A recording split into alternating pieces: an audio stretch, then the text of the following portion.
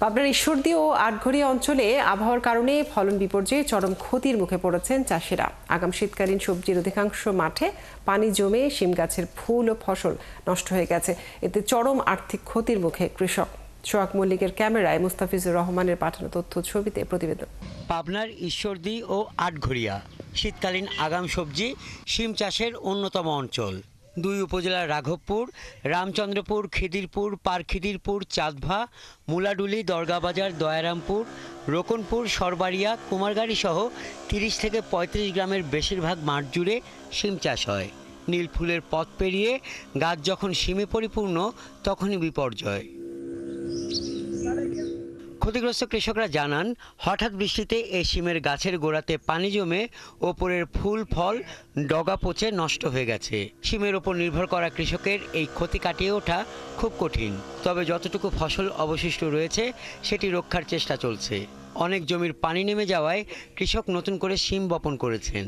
ঢাকার বিভিন্ন মোকাম আছে, নারায়ণগঞ্জ আছে, বলতাগাউসিয়া ওইদিকে যাচ্ছে, এরপরে নাটোর, এদিকে কুষ্টিয়া, বিভিন্ন অঞ্চলে আমাদের এখান থেকে পাইকাররা আসে এবং নিয়ে যায়। আমি আসছি নাটোর থেকে এখানে প্রতিদিন আসে। এখানে শীতের সবজি থেকে অগ্রিম গরমের সবজি পাওয়া যায় এখানে।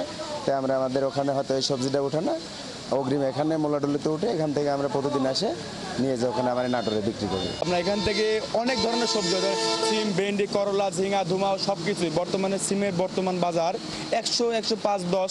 বর্তমানে বড়ি আবার কারণে বর্তমানে সিম আশঙ্কাজনক কম। এখন মোটামুটি ঠান্ডা পড়ে গেলে সিমের আমদানি আবার বেশি হবে, পোকামাকড়ও কমে যাবে। আগাম শীতকালীন শিমের এমন ক্ষতির প্রভাব পড়েছে পাইকার মুলাডুলি বাজারে। শিমের আমদানি খুব একটা নেই। সারাদিনে 2 থেকে 3 ট্রাক করে মাল সরবরাহ হচ্ছে। প্রথম দিকে পাইকারি শিম বিক্রি হয়েছে 180 থেকে 200 টাকায়। এখন সেটি 110 থেকে 15 টাকায় বিক্রি হচ্ছে। আমাদের যদি একটা হিমাগার সংরক্ষণের ব্যবস্থা হতো, তাহলে এখান থেকে আমরা আশা করি যে বাইরে পর্যাপ্ত পরিমাণ এটা রপ্তানি করে বৈদেশিক মুদ্রাটাও আমরা দেশের জন্য কাজে লাগাতে পারবো। কিন্তু আমাদের সেই ব্যবস্থাটা অদ্যাবধি পর্যন্ত হয়নি। কৃষকরা ভালো দাম পাচ্ছে দাবি করে কৃষি সম্প্রসারণ অধিদপ্তর কর্মকর্তা বলছেন, জেলায় সবজি সংরক্ষণের জন্য ইতোমধ্যে 2টি কোল্ড স্টোরেজ নির্মাণের সিদ্ধান্ত হয়েছে। ইতিমধ্যেই আমাদের কৃষি মন্ত্রণালয়ের কৃষি সম্প্রসারণ অধিদপ্তরের মাধ্যমে একটি প্রকল্প এখানে পাবনায় এসেছে এবং সেখান থেকে আমাদের ঈশ্বরদী উপজেলায় এবং পাবনা সদরে পরীক্ষামূলকভাবে আমাদের কোল্ড স্টোরেজ স্থাপিত হবে। তো আমাদের বিশ্বাস, এই কোল্ড স্টোরেজ যদি স্থাপিত হয় কৃষকরা এটা সুফল পাবে এবং ভবিষ্যতে এটার আরও সম্প্রসারণ হবে। এবছর পাবনায় 3112 হেক্টর জমিতে আগাম শীতকালীন শিম ফসলের চাষ হয়েছে। চলতি অক্টোবরের প্রথম থেকেই শিম ফসলে ভরপুর হয়ে উঠবে পাইকার থেকে স্থানীয় বাজার।